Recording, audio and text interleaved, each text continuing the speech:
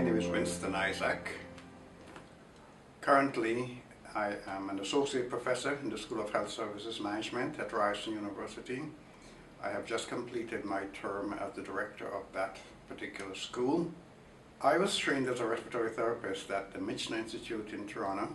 After that, I pursued undergraduate degrees in science, psychology, and business. I went on to do graduate work in adult education and another graduate program in public policy and health administration at Queen's University. My final was to complete a PhD in adult and continuing education.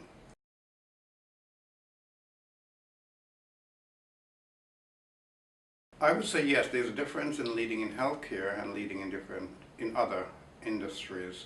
In healthcare, you need to understand the environment of healthcare, and you also need to be aware that you're not producing products, you're providing a service that's very critical to individual health. You need to understand how the political system works around healthcare, and you need to be able to evaluate healthcare because you're not going to count the products that you have produced. So the evaluation portion is extremely important. The way you evaluate the service, it's different from looking for a return on investment.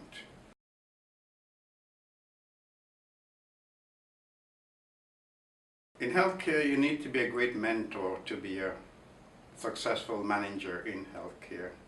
You need to understand information analysis. You need to understand data collection. You need to understand the environment in which you're working. You need to be able to develop other people and to work with a host of different types of individuals who are trained in many different disciplines. It is a very complex type of person, if you put that in a framework of complexity, who will do great in healthcare management.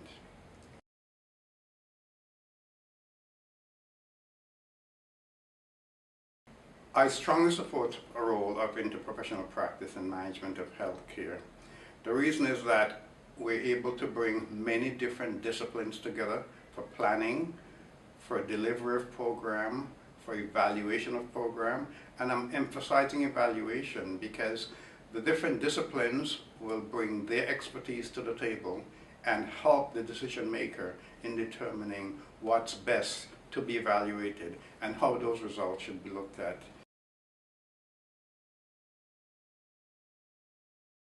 I didn't mention before, but I have worked for a number of years as a respiratory therapist at different levels. I did mention that I was trained in respiratory therapy, but as far as making sure that others measured up, when I took one of my jobs, there were some of the staff, and I'm talking about registered staff, who were trained in different areas, and they really worked at different levels.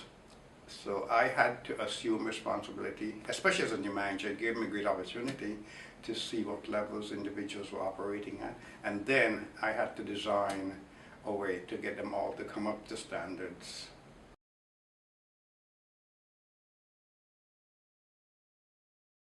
That's always what I would say a difficult thing to do, not that we avoid it. I had they were called assistants, who really I think they didn't understand their roles. So rather than blaming them for not performing at the level that they should, I had a conversation with them to tell them what I was seeing and what I was hearing. I gave them a chance to explain to me what their perception was of their role and the way they were expected to work.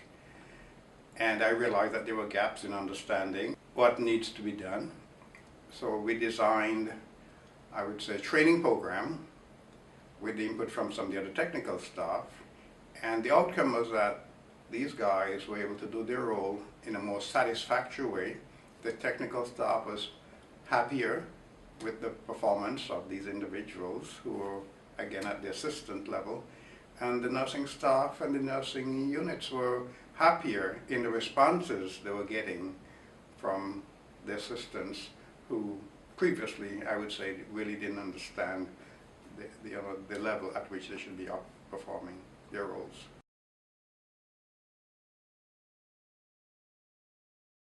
This one I find to be really interesting, providing feedback to somebody who is definitely not considered your staff, but in a way it's your responsibility. I had a situation where I was managing a department and I had some specialists who provided interpretation services for some of the diagnostic tests.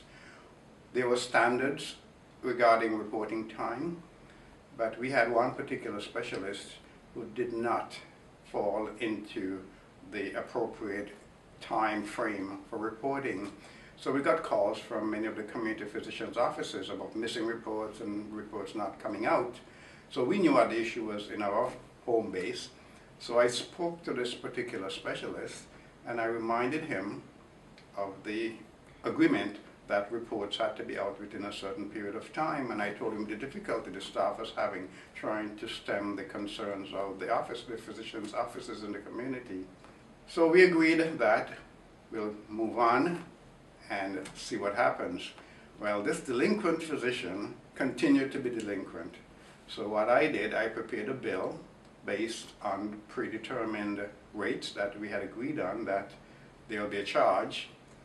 And this physician was so surprised, and I think maybe felt that he didn't need to pay this. He tried to negotiate his way out of paying the bill, and I refused to negotiate, and I waited for him to submit the payment, and in the end he did. Now that money wasn't going to go into the hospital operation. That went into the education fund for the staff. So there was a win-win for the staff. They were doing their work on a regular schedule, and their work was being hampered by not having it interpreted to be sent out on time.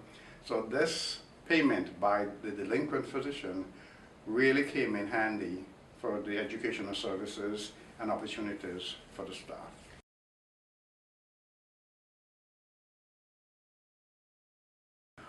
Well, I would like to know that Medicare is sustained for the future. We have a great system in this country. The issue, though, is that I think the public needs to be more informed as to what their responsibility is in the administration and delivery of healthcare services.